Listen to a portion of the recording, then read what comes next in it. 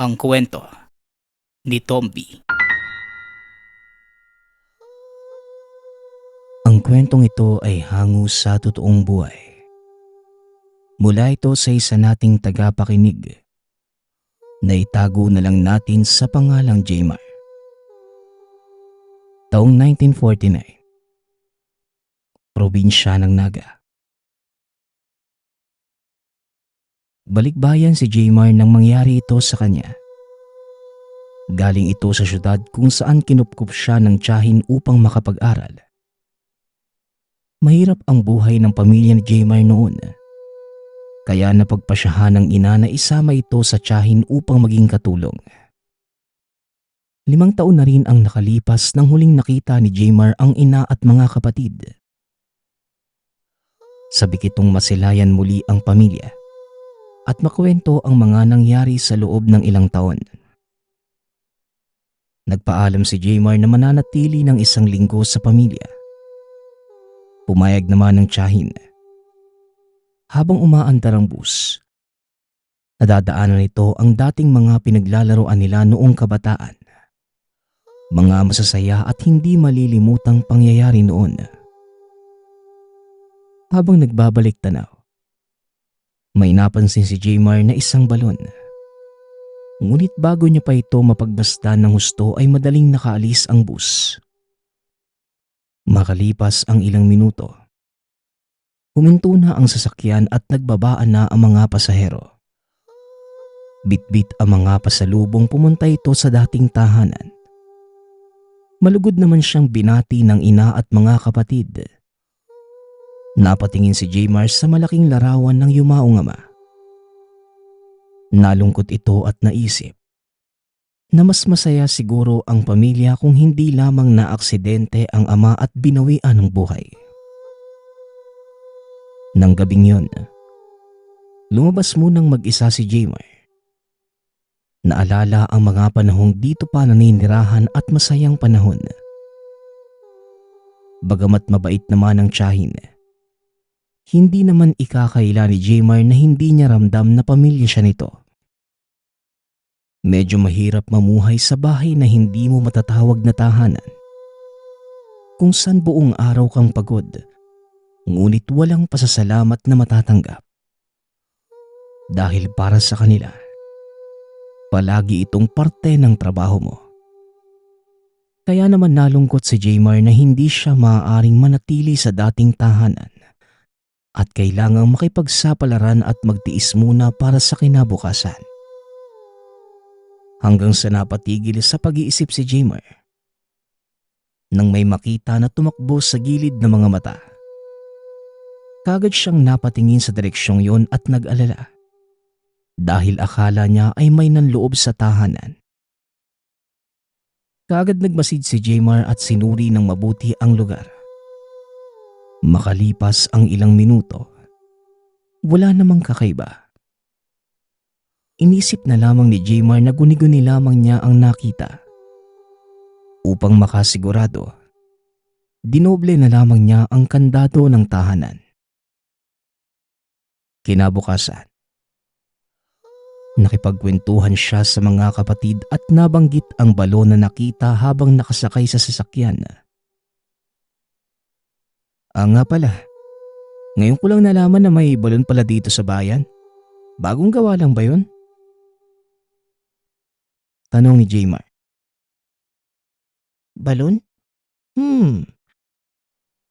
Yung abandonadong balon ni Aling Nina. Wala ngang nakakaalam kung saan yun nanggaling, kuya eh. Basta isang araw bigla na lang yan sumulpot. Wala ding nakakaalam kung bagong gawa ba yun o matagal nang nandito. Pero ngayon lang nakita eh. Pero ang alam lang namin, kuya, wala namang laman yung balon na yun. Wala ding tubig kaya siguradong naabandona na. Pagpapaliwanag ng kapatid. Ganun ba? Sino naman si Aling Nina? Tanong ni Jmar. Naku, hindi rin namin alam, kuya eh. Yun lang yung tawag ng ibang tao kaya yun na rin yung tawag namin. Tugon ng kapatid. Matapos yun ay nagiba na sila ng usapan Lumipas ang araw at pagdating ng gabi, lumabas si Jmar upang hanapin ang pamangkin. Masyadong napasaya ito sa paglalaro sa labas kaya hindi pa umuwi. Kasama niya ang isa pang kapatid. Habang naghahanap sa bata, pumunta sila sa tahanan ng mga kalaro nito. Ngunit pare-pareho lamang ang sinasabi na kanina pa ito umuwi. Habang tumatagal, nag-aalala na ang dalawa lalo na ang ina nito. Hindi niya alam kung saan nagpunta o hahanapin ang pamangkin. Makalipas ang ilang minuto, nakarating na lamang sila sa abandonadong balon. Napagpasyahan ng magkapatid na maghiwalay upang mas mapabilis ang paghahanap. Naiwang mag-isa si Jmar na naghahanap malapit sa balon. Nakarinig ng kaluskos ang binata. Kaya naman tinawag niya kagad ang pangalan ng bata. Makalipas ang ilang pagtawag, hindi pa din ito sumasagot. Kaya tinawag na lamang niya ang pangalan ng kapatid ngunit hindi rin ito nasagot. Ipinagpatuloy na lamang niya ang paghahanap ngunit nang pauwi na sana si Jmar, bigla itong nakarinig ng ingay sa bandang likuran. Napagtanto niyang nanggagaling ito sa loob ng balon. Biglang namutla si Jmar at naisip na maaaring nahulog ang pamangkin sa balon. Kaya hanggang ngayon, hindi pa ito nakakauwi. Dali-dali niya itong pinuntahan at nakita na sarado ang balon dahil merong nakaharang. Kaagad naman itong tinanggal ng binata na isang bagay na pinagsisihan niya hanggang sa kasalukuyan. Bumungad sa kanya ang napakasangsang na amoy mula sa balon. Nang mga panahong yun ay napagtanto ni Jmar na imposibleng mahulog doon ang pamangkin dahil sarado ito ngunit huli na ang lahat dahil nabuksan na niya. Ibabalik na sana niya ang harang. Ngunit narinig niya muli ang kakaibang ingay na narinig kanina. Ngunit mas malakas na sa pagkakataong yun. Napatingin si Jmar sa loob ng balon. Hindi niya alam kung anong nagtulak sa kanya. Ngunit nang makita kung ano ang nasa ilalim ng balon, hindi na niya magawa pang maalis ang mga mata. Bagamat madilim sa loob, may napakatingkad na dalawang mapupulang mga mata ng kung anumang nilalang na nasa ilalim. Narinig niya muli ang ingay kasabay ng paglabas ng napakahabang dilaw na mga ngipin na tila galing sa napakabangis na hayop. Biglang natakot si Jmar nang bigla itong lumundag paakyat. At sa sobrang takot, hindi na niya naisara ng maayos ang balon. Dali-daling tumakbo si Jmar at kalaunan nakita niya ang kapatid kasama ang anak. Buhat-buhat ng kapatid ang natutulog na pamangkin. "Oh, saan ka galing, kuya? Kanina pa kita tinatawag eh. Nakatulog pala tong anak ko kasi akala niya naglalaro pa rin sila ng tagu-taguan. Ay nako, grabe naman yung mga kalaro niya. Hindi man lang napansin na nawawala ang isa sa kalaro nila. Sa susunod, hindi ko na to papalabasin ulit. Baka mapano pa." Wika ng kapatid. Nagpatuloy lamang sa pagsasalita ito ngunit hindi napigilan ni Jmar na lumipad ang isipan dahil sa nangyari kanina. Labis siyang nag-aalala kung ano nga ba ang nilalang na nasa balon at kung dahil ba sa kanya kaya ito nakatakas. Hindi nakatulog ng gabing yon si Jmar. Kinakain siya ng pag-aalala, konsensya at ang kutob na merong masamang mangyayari sa lugar. Kinabukasan, nagmamakaawa ang pamangkin ni Jmar sa ina na payagang lumabas. Ngunit dahil sa insidente na hindi man lang siya hinanap ng mga kalaro, hindi na ito pinayagan kahit naglupasay pa ito sa sahig. Buong araw masama ang loob ng bata at hindi pa ito kumain ng umagahan at pananghalian. Ngunit hindi na ito nakatiis ng gabi, kaya kumain na din ito. Nagkaayos naman ang mag-ina ng gabing yon kaya natuwa si Jmar. Hanggang sa kinabukasan, usap-usapan sa bayan ang pagkawala ng dalawang bata. Maraming residenteng tumulong sa paghahanap sa mga ito. Ngunit lumipas na lamang ang buong araw at hindi pa rin sila nakikita. Sinabi ng kapatid sa anak na mabuti na lamang at hindi niya ito pinalabas dahil hindi nila alam. Maaaring masama siya sa mga nawawalang bata. Kinabukasan, nagising na lamang si Jmar sa sigaw ng tao. Tila naghihinagpis at humihingi ng hustisya.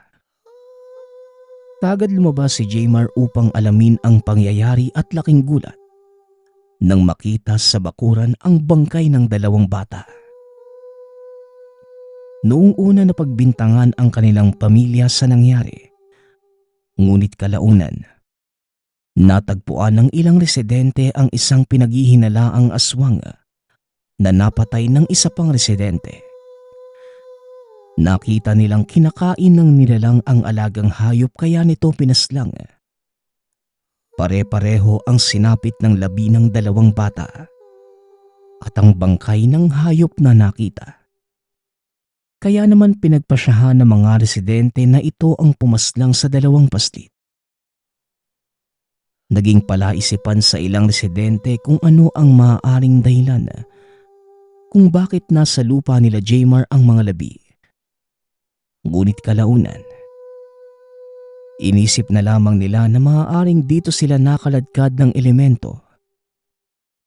Nagluksa ang mga pamilya ng dalawang batang namatay. Nakikiramay ang pamilya nila Jmar. Lubos na humihingi ng paumanhin at tawad ang kapatid dahil hindi man lang niya nakita o narinig ang pangyayari. Paulit-ulit namang sinabi ng pamilya na hindi nila ito kasalanan. Ngunit alam ni Jmar, sa kaloob-looban niya, na siya ang dahilan ng pagkamatay ng dalawa.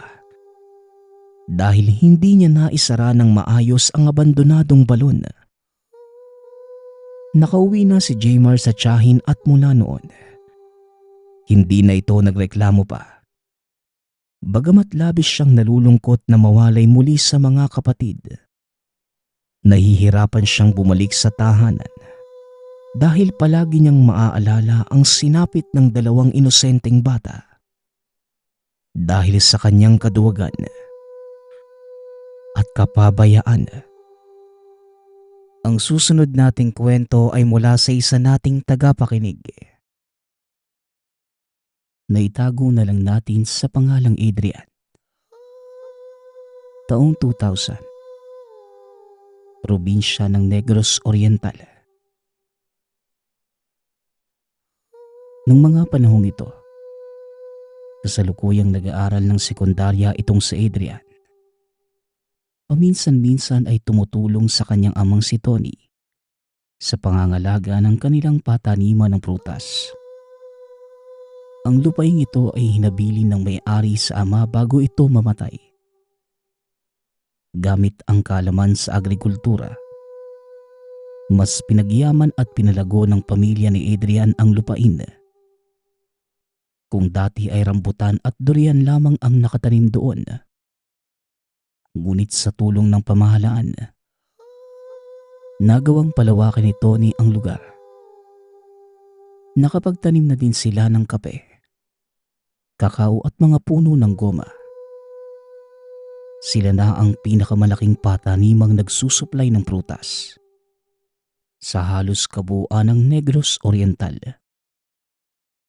Kagaya ng ama, ang pangarap ni Adrian ay magtapos ng kursong agrikultura. Sinuportahan naman ito ng mga magulang. Ang totoo, hindi pa man siya nagtatapos sa sekundarya ay may napili ng universidad ang ama para sa kanya. Adrian, gusto ko sanang doon ka mag-aral sa universidad kung saan kami nagtapos ng ninong Edgar mo. Tamang-tama. Isa siya sa mga gurong nagtuturo na gusto mong kurso doon. Wika ni Tatay Tony. Isang umaga habang nagdidilig sila ng mga punlang ililipat sa pataniman. Oo nga pala tay no. Kumusta na kaya si Ninong Edgar? Huling kita ko kasi sa kanya. 7 taong gulang pa lang ako eh. Gwapo pa din kaya siya? Pabirong tanong ni Adrian. Masayahing bata itong si Adrian. May pagkamaloko din ito at ang kadalasang biktima ng kalokohan niya. Si Tandang Mael noong nabubuhay pa. Isa si Mang Mael sa humubog ng pagkatao ni Adrian. Itinuro nito sa binata ang lahat ng kaalaman niya sa lihim na karunungan. Alam ng matanda na darating ang panahon. Magagamit niya ito lalo pa na ang mundong ginagalawan niya. Kabilang sa mundo ng kababalaghan. Alam ni Adrian na ang ninong Edgar niya, isang aswang. Alam din ito ang nangyari noong mga panahong sanggol pa lamang siya.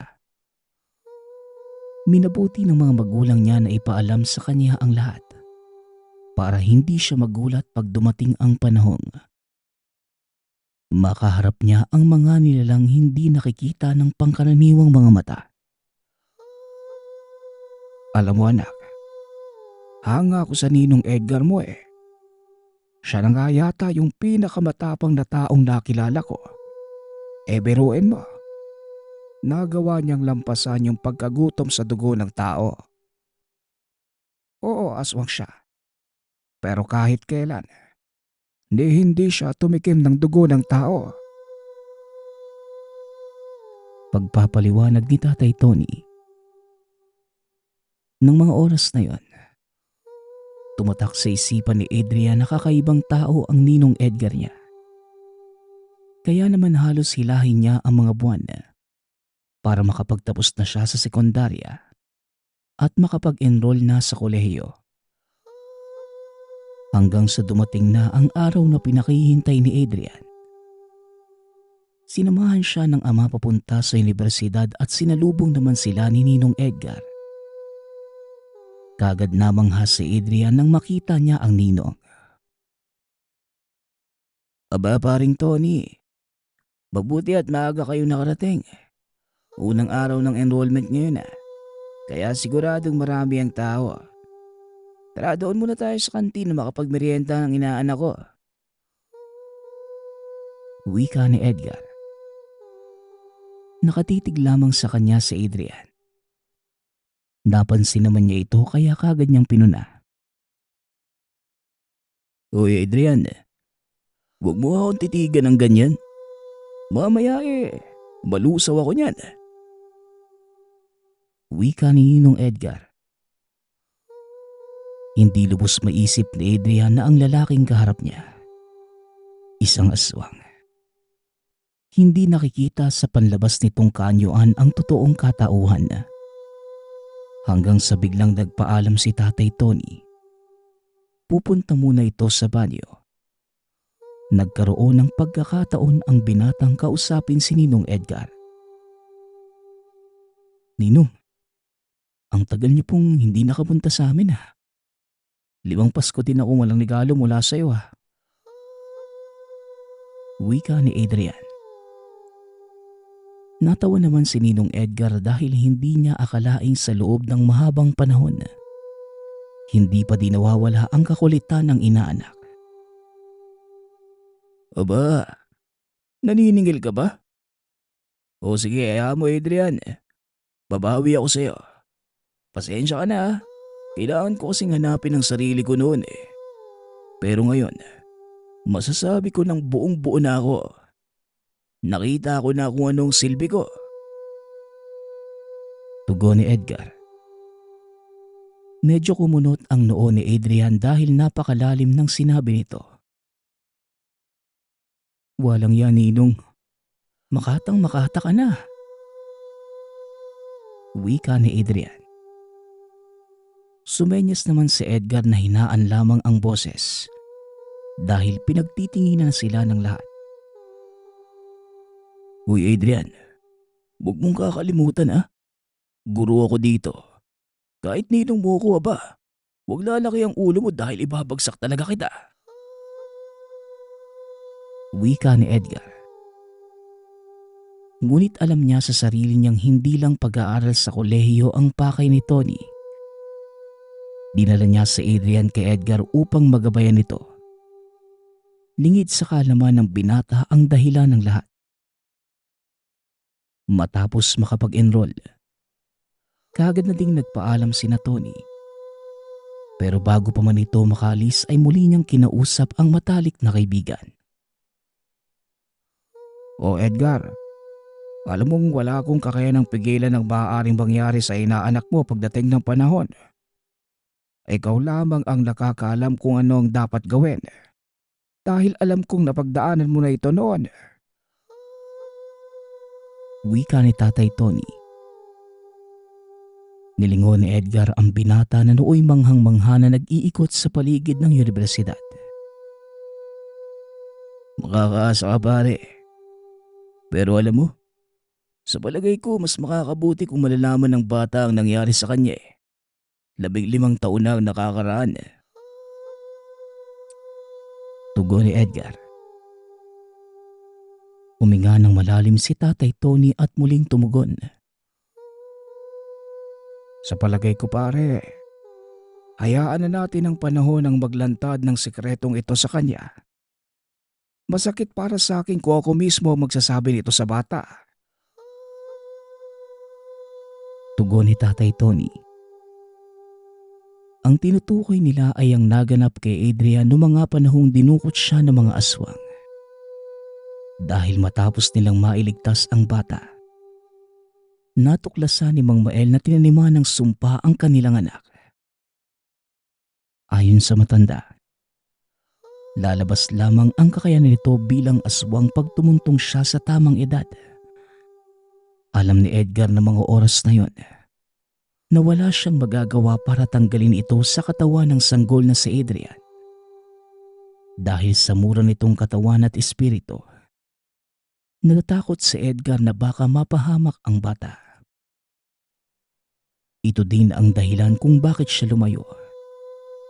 Sinisisi niya ang sarili sa nangyari. Dagdag mo pa na wala siyang nagawa para pigilan ito. Hanggang sa dumating na nga ang pasukan. Sobrang saya ni Adrian habang nagkakarga ng mga kagamitan sa sasakyan. Ihatid siya ng ama dahil doon ito mananatili sa loob ng campus kasama si Edgar. Oy Adrian, makinig ka sa ninong mo. Huwag kang pasaway doon, sige ka. Baka gawin kang palaman sa tinapay nun. Wika ni Tatay Tony. Kagad naman siyang niyakap ng binata at tumugon. Huwag na po kayong mag-alala tay. Hindi ko po pasasakitin yung ulo ni Ninong. Pero hindi ko po mapapangako Baka kasi hindi ko mapigilan kapag mapagtripan ko din siya Tugon ni Adrian. Likas sa bata ang pagkapilyo. Kagaya ng nabanggit sa unang bahagi ng kwento, ang kadalasang nabibiktima ng kapilyuhan ay si Mang Mael at ang pamangkin nitong si Mio. Huwag mong gagawin yan sa ninong mo, Adeng. Pag nalaman ko, malilintikan ka talaga sa akin. Wika ni Nanay Ara. Kagad naman niya itong nilapitan at niyakap. Matapos ay nagpaalam siya sa mga ito. Ngunit lingid sa kaalaman ni Adrian na ang unang araw niya sa paaralang yun ang siyang naging daan upang matuklasan niya ang mga kakayanan. Pagkarating sa mismong campus, kagad siyang dinala ni Edgar sa matutuloyang silid. Sinabihan din siya nito na matapos maayos ang mga gamit, punta sa opisina upang kunin ang kanyang mga libro. Sinunod naman ito ng binata. Ngunit nahirapan siya sa paghahanap ng tanggapan ni Edgar. Ilang minuto siyang nagpaikot-ikot sa buong universidad. At habang nag-iikot ay napansin niya ang isang grupo ng mga estudyanteng nakaupo sa damuhan. Marahan siyang dumaan sa harap ng mga ito. Nakita niyang may isang malapad na papel na pinapaikutan ng mga ito. Medyo mapuno at liblib na ang lugar na yun. Kaya naman walang masyadong taong nagpupunta sa lugar. Nang makalapit na siya sa mga ito, nanlaki ang mga mata dahil isang pentagramo ang nakaguhit sa malapad na papel. Alam ito ni Adrian dahil minsan siyang naging mag-aaral ng isang manggagamot sa katauhan ni Mang Mael. Napansin niyang nakatitig sa kanya ng masakit ang mga kabataang yon na halos sing edad lamang niya. Napahinto ito at tinitigan din ang mga yon. Nang biglang tumayo ang isa sa kanila at lumapit sa kanya. Anong ginagawa mo dito? Hindi mo ba alam na bawal pumasok dito? Wika ng babaeng tawagin na lang natin sa pangalang Carla. Dahil likas kay Adrian ang pagkapilosopo ay sinagot niya ito. Oo bawal pala eh. Bakit kayo nandito? Tugon ni Adrian. Ngunit lumapit sa kanya ang isa pang binata at kagad siyang kwinelyuhan. Aba pare, kabago-bago mo lang dito ang angas mo ah. Teritoryo namin to. Kaya kung ayaw mong kumalas ang kaluluwa mo sa katawan mo, umalis ka na dito. Banta ng nagngangalang Jess. Natawa naman si Adrian at dahil nakahawak ang binata sa damit, kagad niyang tinabig ang kamay nito. Alisin mo nga yung kamay mo sa damit ko. Sige, aalis na ako. Napadaan lang naman ako eh. Wika ni Adrian. Sabay lakad papalayo. Maayos na sana ang lahat. Kaso bigla muling nagsalita si Jess. Sa susunod na makita pa kita dito, papatayin na kita. Wika nito. Nalabis na nakapagpainit ng ulo ni Adrian. Dali-dali niya itong tinakbo at inundayan ng suntok. Tarantado ka pala eh. Sino ka ba sa akala mo? Wika ni Adrian. Sabay hatak sa kwelyo ng damit ni Jess. Hindi mapigilan ng binata ang galit niya ng mga oras na yon. At sa hindi malamang dahilan, nagsigawan ang mga kasamahan ni na Jess. At nang napayuko si Adrian, nakita niyang nakaangat sa lupa ang paa ng sakal-sakal niyang binata. Baging siya ay nagulat sa nangyari. Kaya kagad niya itong napitawan.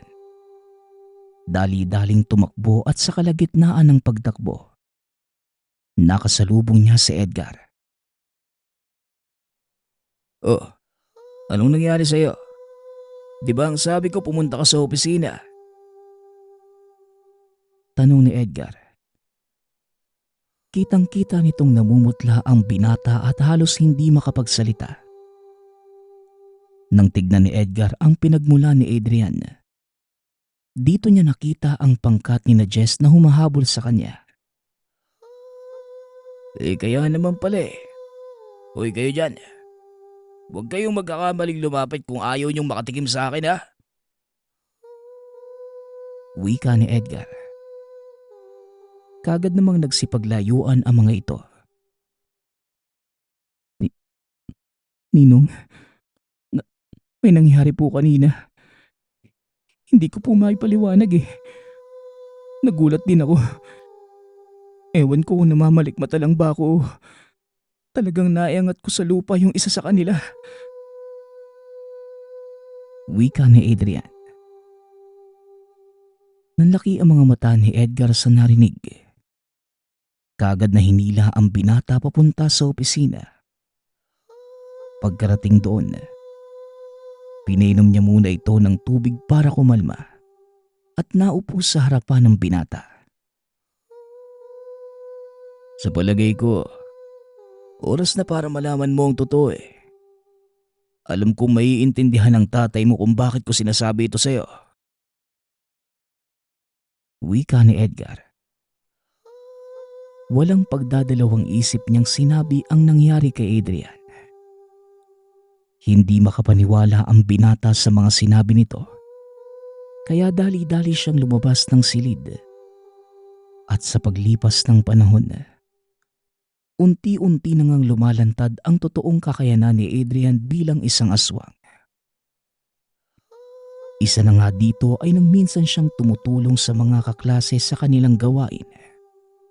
Nang aksidenteng masugatan ang isa sa kanila.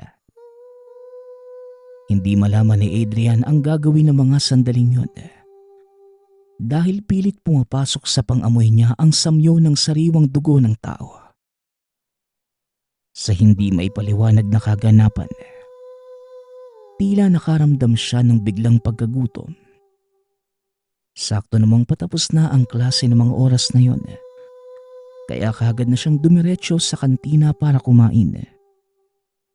Ngunit kahit anong dami ng kainin niya, tila hindi siya nakakaramdam ng pagkabusog. Gulong-gulo ang isipan ni Adrian ng mga sandaling yun. Nang biglang lumapit sa kanya si Ninong Edgar. Unti-unti ko nang nararamdaman ang pagbabago sa katawan mo. Hindi ka na nakakaramdam ng kabusugan sa pangkaraniwang pagkain. Alam ko ang lahat ng yan. Dahil napagdaanan ko na ang lahat ng yan noon, Adrian. Magtiwala ka sa akin, anak. Ako na ang bahala sa'yo. Wika ni Edgar. Dahil ito lamang ang tanging nakakaalam ng lahat tungkol sa kanya. Walang ibang nagawa ang binata kundi magtiwala sa ninong. Sinanay siya nitong huwag matukso sa dugo ng tao. Ilang buwan din ang tiniis ni Adrian. Nagpa siya ang ninong niya na i-drop out na muna siya sa paaralan para mapangalagaan niya ang kaligtasan ng binata. Maging ng lahat ng tao sa paligid niya. Sa isip-isip ni Edgar, kung nakaya niyang gawing pigilan ang sarili ng walang gumagabay, siguradong makakayanan ni Adrian lalo pat nasa tabi siya nito. Hanggang sa tuluyan nang makontrol ang sarili niya sa pagkain ng laman ng tao. Nagawa ni Adrian na mamuhay ng kagaya kay Edgar. Aswang na hindi kailanman tumikim ng dugo ng tao. Lumabas na din ang kakaibang kalakasan ni Adrian. Minsan niya itong napatunayan nang salakayin sila ng mga aswang. Nang mga panahong yun, kasama ni Adrian ang ilan sa mga kaklase. Naghahanap sila ng gagamitin para sa kanilang proyekto. Napagpasyahan ng pangkat na pumasok sa kagubatan at manguha ng punong maaari nilang gawing bonsai. At dahil napakailap ng ganong uri ng puno, inabot sila ng maghapon sa loob ng gubat. Nagpasya ang grupo na ipagpabukas na lamang ang kanilang paghahanap dahil unti-unti na ding nagdidilim. Ngunit nang papalabas na sila ng kagubatan, biglang nakaramdam si Adrian ng isang napakasamang presensya. Mga kasama, walang aalis sa kinatatayuan. Huwag kayong maghihiwa-hiwalay. May ibang tao sa paligid. Wika ni Adrian. Maya-maya ay nagsimula ng kumilos ang nararamdaman niyang nilalang. Dinig ng lahat ang mga kaluskos ng tuyong dahon sa paligid. Takot na ang mga kaklase ni Adrian na mga sandaling yun. Ngunit nanatili lamang siyang kalmado. Sa hudyat ko, tumakbo kayo sa ituturo kong direksyon ha. Wika ng binata. Kasabay ng pagbigay ng hudyat sa mga kaklaseng tumakbo palabas ng gubat. Sinabihan niya ang mga itong wag lilingon hanggat hindi nararating ang hangganan ng kakahuyan. Samantalang si Adrian naman, tumakbo pabalik sa loob ng gubat. Dito niya napagtanto na siya ang hinahabol ng mga nilalang. Pagkarating sa kalagitnaan ng gubat, kaagad siyang huminto. Hinarap niya ang mga nilalang at walang pagdadalawang isip na sinugod ang mga ito. Nahawakan niya sa leeg ang isa at kagad binalibag sa lupa. Idiniin niya ang ulo nito at kagad na tinanong, "Anong kailangan niyo sa akin? Magsalita ka kung gustong pang mabuhay." Wika ni Adrian. Ngunit tumawa lamang ang aswang sabay sabing, "Isa kang kahihiyan sa angka natin. Aswang na hindi kumakain ng laman ng tao. Isang malaking kalokohan.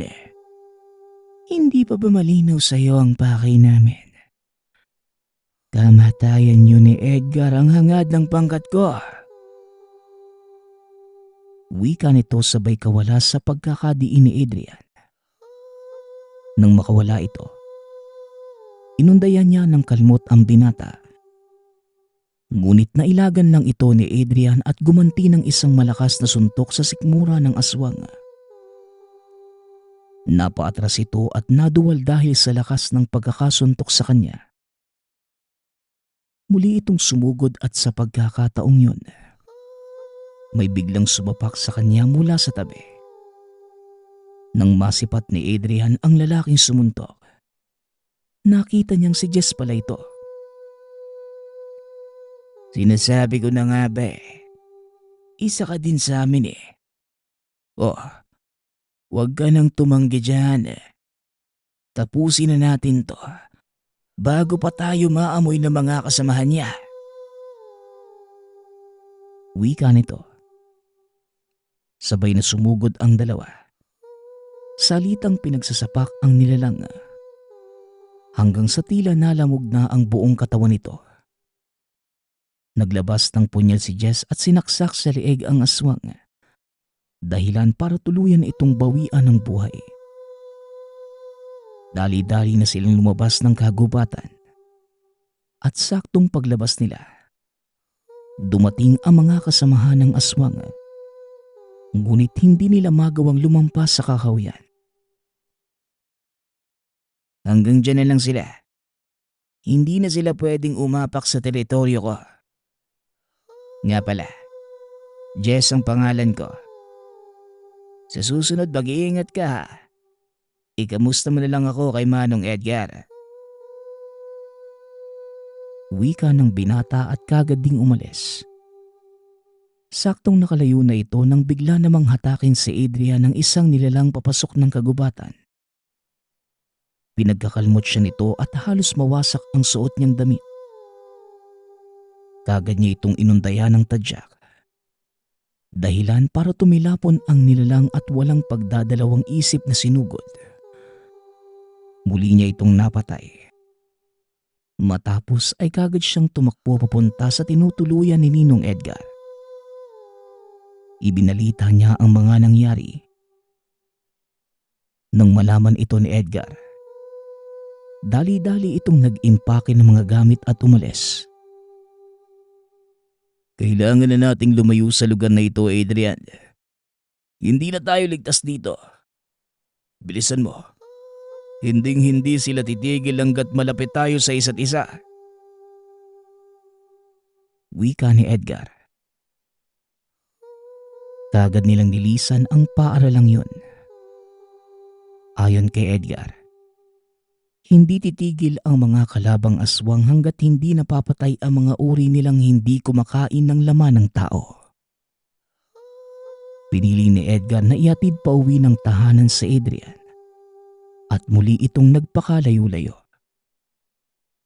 Isinalaysay din ni Adrian sa mga magulang ang nangyari. Nagpasalamat ang mga ito dahil ligtas na nakauwi ang anak nila. Magmula ng araw na yon, hindi na rin nagpakita sa kanya si Ninong Edgar. Ngunit ang iniwang kataga ng ninong ang tumatak sa isipan. Hinding-hindi sila titigilan ng mga aswang hanggat malapit sa isa't isa. Ang huli nating kwento ay mula sa isa nating tagapakinig. Naitago na lang natin sa panghalang Marites. Walang eksaktong taon. Probinsya ng Capiz. Lingid sa kaalaman ng pamilya ni Marites ang gawain. Dahil sa mahirap magtaguyod ng 5 anak at maging ang kita ng asawa ay hindi sapat. Malimit itong nangungutang sa kaibigan para may ipapabaon sa mga anak. Hindi na niya matiis ang nararanasang hirap. Isang hapon, nakasalubong ni Marites sa daan ang kaibigang matagal nang hindi nakikita. Oy Mare, bumalik ka na sa grupo. Hindi namin kinakaya ang pwersa ng mga espiritu. Matagal na panahon mo na kaming tinitiis. Kailangan namin ng pinuno na kagaya mo. Ikaw lang ang may lakas at dugo ng purong babaylan. Pag-isipan mo Mare, maghihintay kami sa dating tagpuan. Wika ng kaibigang si Bonay. Sa isang kondisyon, magpapabayad na tayo. Sa hirap ng buhay ngayon, wala nang libre no? Babalik lang ako sa grupo. Kung magkakasundo tayo sa presyo. Tugon ni Marites. O sige, kakausapin ko sila ha. Aasahan ka namin. Muling wika ni Bonay. Nagpaalam na ang kaibigan. Naiwan si Marites na malalim ang iniisip. Nabalik tanaw niya ang minsang engkwentro sa mga albularyo. Tinutugis siya dahil sa walang habas na pagpatay sa mga biktima gamit ang sumpa o kulam. Mula nang magkapamilya, tinigil na niya ang gawain dahil alam ni Marites na hindi ito makabubuti sa mga anak. Ngunit tila may demonyong tumatawag sa kanya na pumasok muli sa kulto ng mga mangkukulam.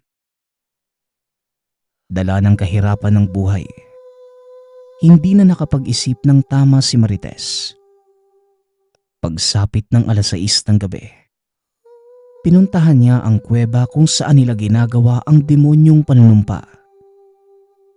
Nakita niya ang mga dating kasama na magkakasabay na nakatingin at nakangiti sa pagdating niya. Maligayang pagdating pinunong babaylan. Wika ni Bonay. Kasabay ng 5 alipores na inulit ang bungad sa kanya. Nagsisitalukbong ito ng telang itim, kasabay ng paghahawak kamay. Pinaikutan nila ang batong pag-aalaya ng dasal. Isang kahindik-hindik na ritual ang ginawa ng kulto na pinagitnaan ni Marites. Napapikit siya at tila may kung anong bulong sa hangin ang nagduduyan sa kaluluwa niyang nilulukob ng demonyo. Nasa gitna ang isang manikang gagamiting daluyan ng kaluluwa. At habang nasa kalagitnaan ng ritual, biglang iniabot ni Bonay ang gamit ng taong sinusumpa at sinakatuparan ang ninanais. Isang itlog na malapit nang maging ganap na sisiw ang inalay sa demonyo, kasama ang ritual at dasal. Minuto lamang ang lumipas. Biglang may lumabas na itim na usok.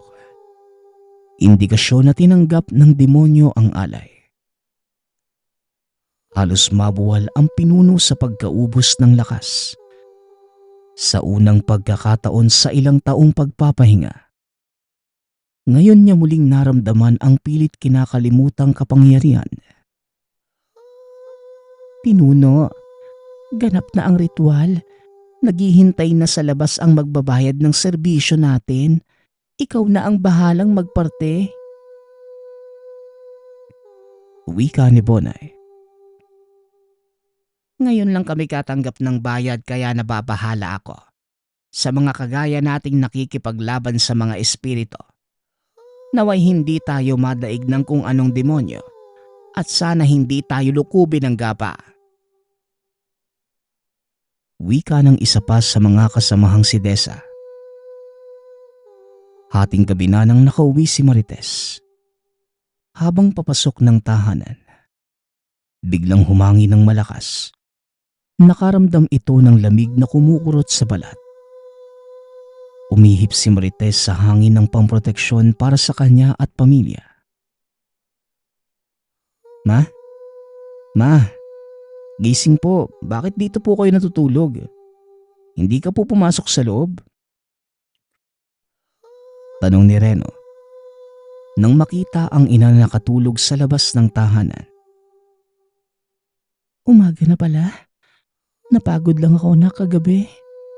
Siya nga pala. Eto, hatian mo si Jonah. Sensya na kayo kung nahuli na ang bayad sa matrikula nyo ha. Tugon ni Marites. Mama, ano po ang agahan? Maaga po yung pasok namin ngayon eh. Tanong ng bunsong si Isabel. O siya sige. Gisingin mo na sina Sandra at Dore. Maghahanda na ako na makakain para makapasok na kayo. Mga anak, magsiligo na kayo. Utos ni Marites. Biglang may kumatok sa pinto. Magandang umaga. Wala bang yakap ang papa sa mga anak ko? Wika ng asawang si Bake. Nasorpresa ang mga anak sa biglaang pagdating ng ama. O yung tatay nyo, magmano kayo? Wika ni Marites. Nagsilapit ang mga bata na hindi natutuwa sa pagdating ng ama. Sa ilang buwang hindi nakakapagpadala, tiniis lahat ng ina. Mairaos lamang ang pang-araw-araw ng mga bata. Kahit masama ang loob, tinanggap pa rin nila ang ama. Ngunit sa paglipas ng araw, bigla itong nawala. Napag-alaman nilang may ibang babae pala itong inuuwian. Sobrang galit ang naramdaman ni Marites. Matagal na pala siyang niloloko ng asawa nang hindi man lamang niya nalalaman.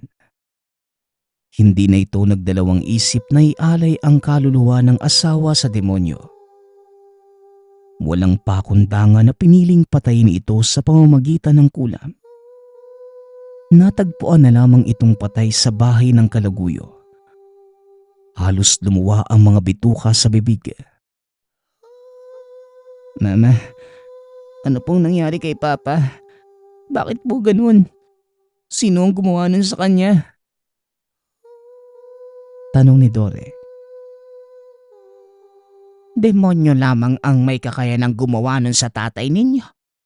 Kung sino mang walang kaluluwa ang gumawa nun, naway sukubin ng gaba ang kaluluwa niya. Wika ng kapatid ni Marites na tawagin na lang natin sa pangalang Uning. Tumutulo lamang ang luha ni Marites sa gilid. Hindi awa ang nararamdaman ng mga oras na yon, kundi labis na pagkamuhi dahil sa walang kwentang tao. Niyakap siya ng mga anak sa pag-aakalang nasasaktan ito sa pagkawala ng asawa. Sa pagpapatuloy ng kwento, nailibing na si Bake. Halos ilang araw lamang ay tinawag muli siya ng mga kasamahan. May taong magbabayad ng malaking halaga. Mapatay lamang ang kaalitan nito sa lupa. Ang hindi inaasahan ng grupo. Nakahanda ang kalaban. Ito pala ang magdudulot na matinding pagbabago sa kanilang mga buhay.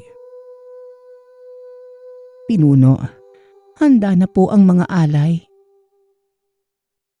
Wika ni Bonay. Siguraduhin yung sarado ang lugar.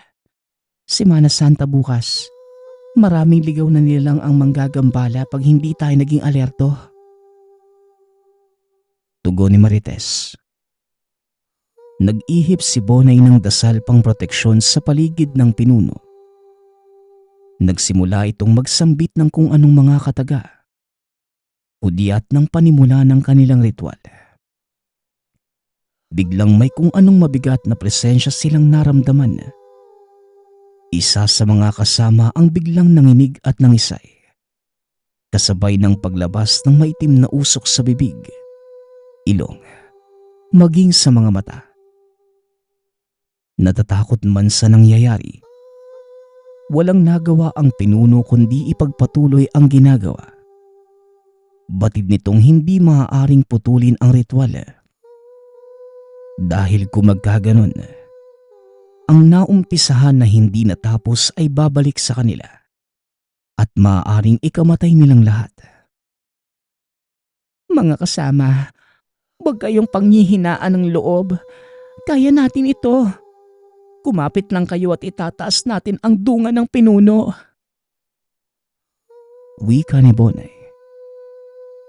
Sige na, hayaan niyo na ako. Malakas ang kalaban natin. Ayaw kong matulad kayo kay Belinda. Wika ni Marites. Napatingin sila sa kasamahang unti-unting nagbabago ang kaanyuan. Mabilis na tuyo ang balat. Tila matagal na itong namatay. Kasama mo kami, pinuno. Mga kasama, walang bibitaw. Wika ni Bonay. Biglang nagising ang malademonyong kaanyuan ni Marites. Nagpapakawala ito ng mabibigat na kataga. Binuhos ang lahat ng kaalaman, mausad lamang ang ginagawa. Nahimatay ang pinuno at inilalayan ito ng mga kasamahan. Natapos nila ng matagumpay ang ritual. Kinaumagahan, nabalitaan na lang nila sa nag-utos sa kanila. Namatay din ng gabing yun ang kalabang mangkukulam. Nagtataka pa sila kung sino ang nakaengkwentro nila ng gabing yun. Ma, saan ka po nanggaling kagabi? Nag-aalala po kami sa iyo eh. Tsaka sino po yung mga kasama mo, Mama? Tanong ni Reno. Wala anak. May tinapos lang kaming trabaho. Nanghihina na ako dahil sa puyat ha. Ilang gabi din akong hindi nakatulog. Siya nga pala anak. Dumaan ba ang tiya uning mo dito? Tugon ni Marites. Opo. Kahapon po, Mama. Hinahanap ka nga at may importante daw sasabihin sa iyo eh. May binilin pong sulat. Wika ni Dore. Iniabot ng anak ang sulat ng tiyahin para sa ina. Nang mabasa ito ni Marites, kunot noo itong napaisip. Nagtataka kung bakit binabalaan siya ng kapatid at pinapapunta siya sa isang lugar. Sasapit na ang Biyernes Santo. Sa hindi inaasahang pagkakataon, pinagbigyan niya ang kapatid na umuwi sa luma nilang tahanan. Hapon, araw mismo ng Biyernes Santo, pinuntahan ni Marites ang lugar na nakasaad sa sulat. Isang sakay lamang naman ng habal-habal papasok sa lugar. Halos mawasak ang dati nilang tahanan dahil sa tagal ng panahong hindi natitirahan. Kamusta kapatid kong may lahi ng demonyo? Masaya ka ba? Masaya ka bang balikan ng masamang gawain na tinalikuran mo? Wika ni Tia Oning. Teka ate, ano po bang sinasabi ninyo? Ako? Demonyo? Ikaw pala? Ikaw pala ang nakalabang ko? Tugon ni Marites. Ba't magaling ka sa paratang mo? Alam kong tinubuan ka na ng sungay dahil sa pagkampi mo kay Satanas. Ano? Masaya ka ba? Ganyan ka na ba kasama para ilagay mo sa mga kamay mo ang kamatayan ng tao? Sana hindi pa huli ang lahat, kapatid. Muling wika ni Tia Oning. Iniabot nito ang mga kasangkapang iniwan ng ina bago mamaalam. At dito niya nakita ang bagay na nagpagising sa kanya. Bigla na lamang napaiyak si Marites at niyakap ang kapatid. Tinatanong siya ni Uning kung bakit niya ginawa ang lahat. Sinabi nito na lahat ng ginawa niya ay may kaukulang gaba. Kung hindi man sa kanya, maaaring sa pamilya o malalapit sa kanya. Matagal na proseso ang gagawin para maayos ang mga napinsala. Malaking pagsisisi ang namutawi sa kanyang sarili nang minsang may bumulong sa kanya para gawin ang kulam ng demonyo. Nagpapasalamat nga pala ako sa nagpadala ng ating kwento. Nawa ay nagustuhan niyo ang inyong napakinggan. Nagpapasalamat din ako sa lahat ng sumusuporta sa ating channel. Nawa ay patuloy niyong suportahan at pakinggan ang ating mga kwento. Hanggang sa muling pakikinig. Paalam.